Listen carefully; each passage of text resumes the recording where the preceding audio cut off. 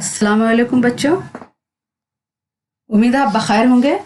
आज मैं आपके लिए बहुत ही ख़ास वीडियो लेकर आई हूँ, क्योंकि इस वीडियो में मैंने आपकी किताब के सारे ग्रामर क्वेश्चन छांट कर तैयार किया है, जो कि आपके लिए बहुत ही इम्पोर्टेंट है और आपके एग्ज़ाम में ये सवालात बार बार पूछे जाते हैं। आप इसे 1 या 2 बार ज़रूर देख लें, ये आपके लिए काफ़ी इम्पोर्टेंट है। तो शुरू करती हूँ। बिस्मिल्लाहिर्रहमानिर्रहीम। सवाल नंबर आपका 1 है कि सिनते तजाद किसे कहते हैं? मिसाल देकर बताइए। तजाद यानी जिद के जमा और जिद यानी उल्टा, अपोजिट वर्ड। तो जवाब लिखेंगे कलाम में ऐसे लफ्ज का लाना जो एक दूसरे के जिद हो सिनते तजाद कहलाती है।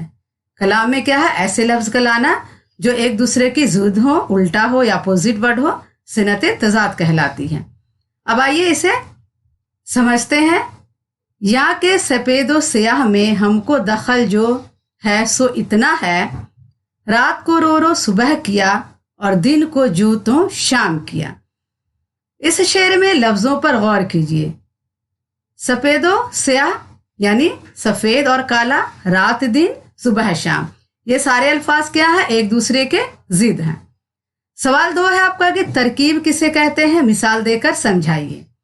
तो जवाब लिखेंगे तरकीब जब हम 2 बामायने लफ्जों को जेर या हमजा से जोड़कर एक नया लफ्ज बनाते हैं तो उसे तरकीब कहते हैं। समझ गए हम? जब हम 2 बामायने लफ्जों को जेर या हमजा से जोड़कर एक नया लफ्ज बनाते हैं तो उसे क्या कहते हैं? तरकीब कहते हैं। आइए इसे मिसाल से समझते हैं। जैसे मंजिल और प्लस इश्क है, तो क्या हुआ? इसमें जेर लगा दिया तो मंजिल इश्क एक नया लफ्ज बन गया और यही क्या है? तरकीब है। इब्न प्लस मरियम है तो क्या है? इसमें जेर लगा दिया, इब्न मरियम। सुबह और प्लस बनारस है तो क्या लगा देंगे?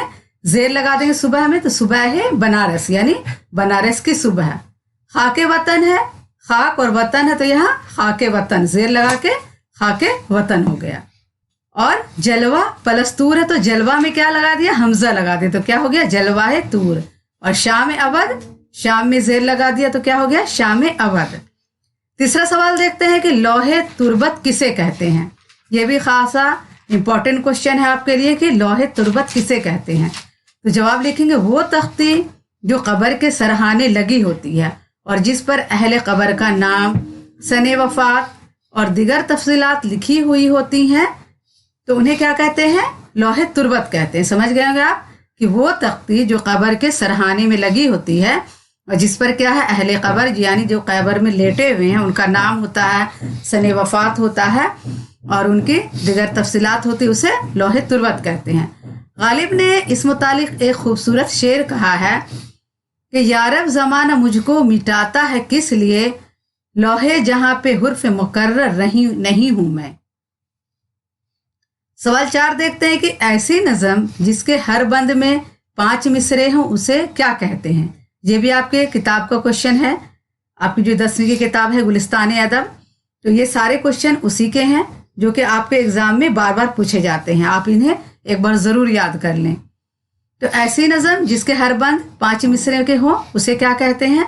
तो जवाब लिखेंगे ऐसी नज़म जिसके हर बंद में 5 मिसरे होते हैं उसे मुखम्मस कहते हैं। क्या कहते हैं? उसे मुखम्मस कहते हैं। नज़ीर का आदमी नामा और रोटी नामा इसकी खूबसूरत मिसाल है। आपने 11वीं क्लास की ख़याबान उर्दू में पढ़ा होगा नज़ीर अकबर आबादी के आदमी नामा और रोटी नामा, जो कि जिसका हर बंद क्या है? 5 मिसरे का है और उसे 5 मिसरे वाली नज़म को क्या कहते हैं? मुखम्मस कहते हैं। सवाल 5 देखते हैं इहाम गोई किसे कहते हैं? तो जवाब लिखेंगे कलाम में ऐसे अल्फाज का इस्तेमाल जिसके 2 मायने हों, एक करीब के दूसरे दूर के, और शायर की मुराद दूर के मायने से हो तो ऐसे लफ्ज को क्या, ऐसे लफ्ज का इस्तेमाल क्या है? इहाम कहलाता है। ठीक है, कलाम में ऐसे अल्फाज का इस्तेमाल जिसके 2 मायने हों, एक करीब के दूसरे दूर के, और शायर की मुराद दूर के मायने से हो तो लफ्ज का ये इस्तेमाल क्या है? इहाम कहलाता है। आइए अगला सवाल देखते हैं। मुरातुन नज़ीर किसे कहते हैं? क्या है? मुरातुन नज़ीर किसे कहते हैं? तो जवाब लिखेंगे कलाम में पहले एक ऐसा लफ्ज लाना जिसके मुनासबत या ताल्लुक से दूसरे अल्फाज किसी एक मिसरे या शेर में जमा हो जाएं, इसे मरातुन नज़ीर कहते हैं। क्या है? कलाम में ऐसे अल्फाज का लाना जिसकी मुनासबत या ताल्लुक से अल्फाज किसी एक मिसरे में या एक शेर में कई लफ्ज उसके क्या है जमा हो जाए, उसी तरह के लफ्ज जमा हो जाए तो उसे मरातुन नज़ीर कहते हैं। अब इसे एक शेर से समझते हैं। कभी शाख व सब्ज़ व बर्ग पर, गुंचा व गुल व खार पर, मैं चमन में चाहे जहां रहूं, मेरा हक है फसल बहार पर।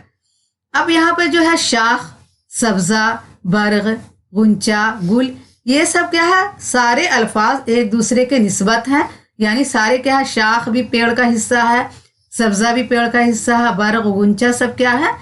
जो है चमन का हिस्सा है। तो ये सब जो लफ्ज हैं, जो अल्फाज हैं, सब एक दूसरे से किसी न किसी तरह से इनमें निस्बत है। तो ऐसे अल्फाज जिसमें एक दूसरे में निस्बत है उसे क्या कहते हैं? मरातुन नज़ीर कहते हैं। तो आज के लिए बच्चों इतना ही काफ़ी है। उम्मीद है आपको वीडियो पसंद आई होगी। आपने अगर हमारे चैनल को सब्सक्राइब नहीं किया तो प्लीज़ सब्सक्राइब करें, लाइक करें और अपने दोस्तों को ये वीडियो ज़रूर शेयर करें ताकि आपके दोस्त भी इससे फ़ायदा हासिल कर सकें। अल्लाह हाफिज़।